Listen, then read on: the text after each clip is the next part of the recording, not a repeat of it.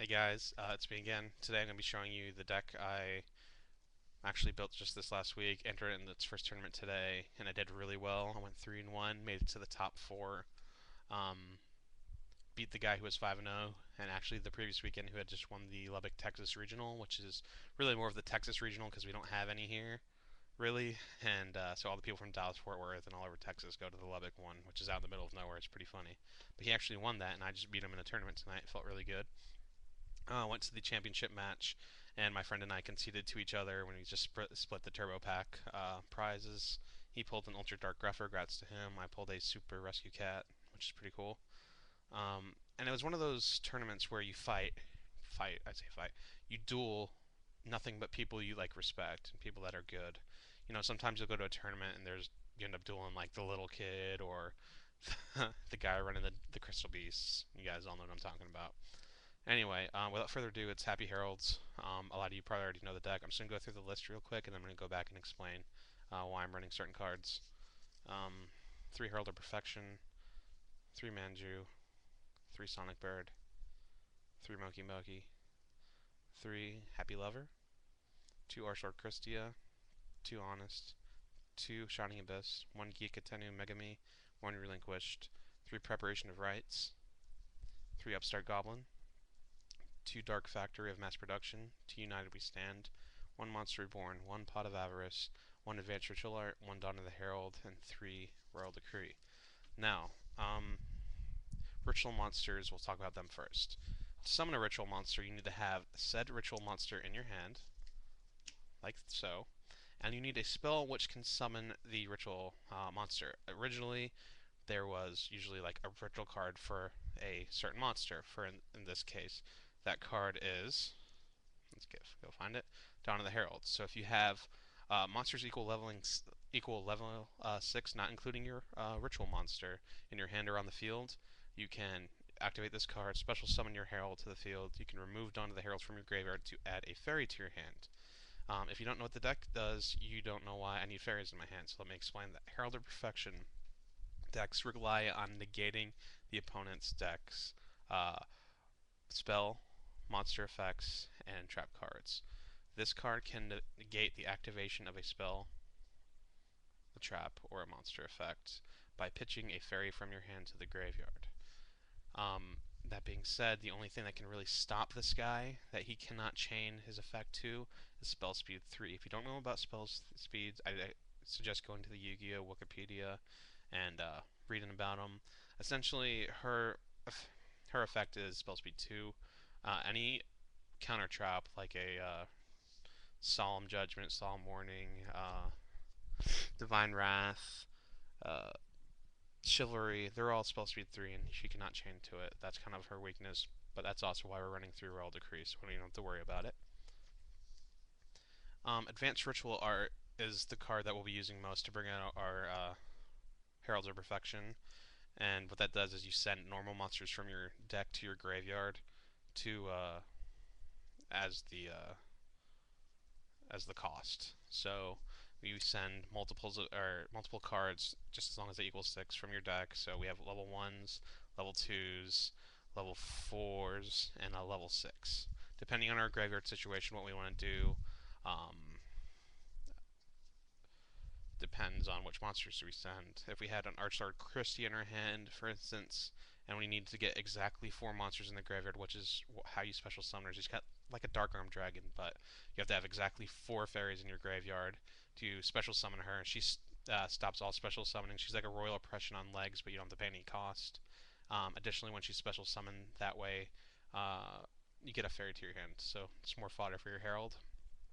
But she's got a 2800 attack, a 2300 body. It's a really good card. It's the most expensive card in the deck. Usually you're running between 45 and 60 bucks to pick them up, so that's 120 bucks right there for the deck. The rest of the deck usually costs like maybe 40 bucks, maybe.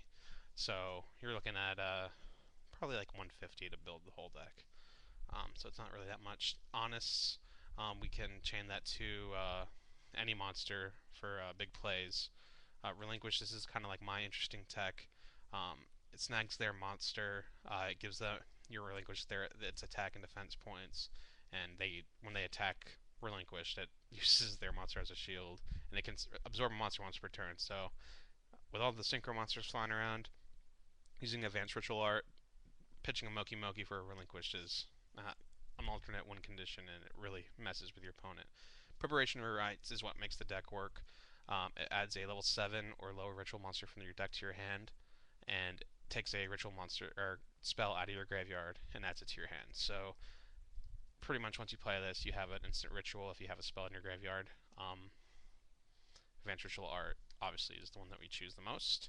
Upstart Goblin, just to speed up the deck. Them gaining a maximum of 3,000 life points is a small price to pay to get the Kristyta and Herald of Perfection lock. The Dark Factory recycles our fairies back to our hands, adds 2 normal monsters. United We Stand, I can't say enough how much I love this card. It allows for big plays, allows to make your Herald untouchable, defense.